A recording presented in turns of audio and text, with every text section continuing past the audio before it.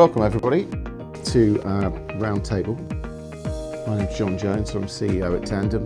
We thought we'd just do a little session this afternoon on some of the things that perhaps as investors, developers, funds, etc., you might want to see from us.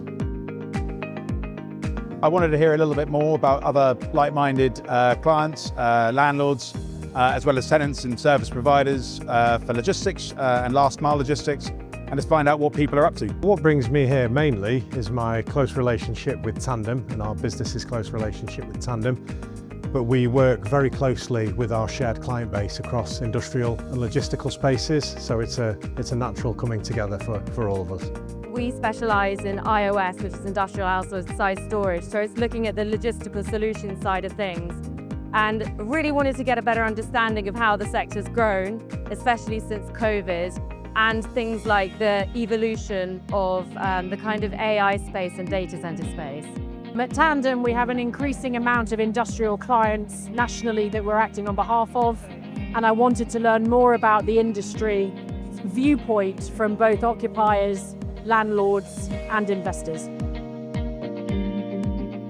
One of the speakers from JLL came out with a really interesting stat about how the e-commerce demand has grown from something like 0.5% in 2020 all the way up to 30% in 2025. So it just shows how much growth there has been in demand and how much pressure there is going to be on the last mile and logistical industry, and kind of how pivotal our roles are going to be in that. We just enjoyed just now a roundtable discussion with other landlords and like-minded clients about the different sort of issues that we're all facing in terms of data collection on the ESG side and then occupier demands. And it was just interesting getting the take of other people, and actually we're all sharing similar issues. It's not just about installing solar PV or LED lights. We need to think about repositioning assets for the future and planning for obsolescence. We've got to meet a net zero carbon target by 2050, and a lot of industrial buildings are far away from that at the moment.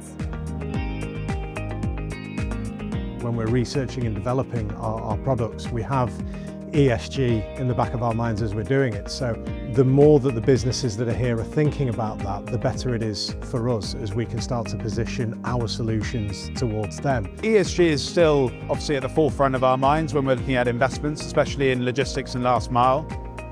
Data collection is key. One of the things we spoke about on our roundtable, getting that off tenants and actually trying to find ways of making sure that we're sourcing green energy on their behalf and so on and so forth.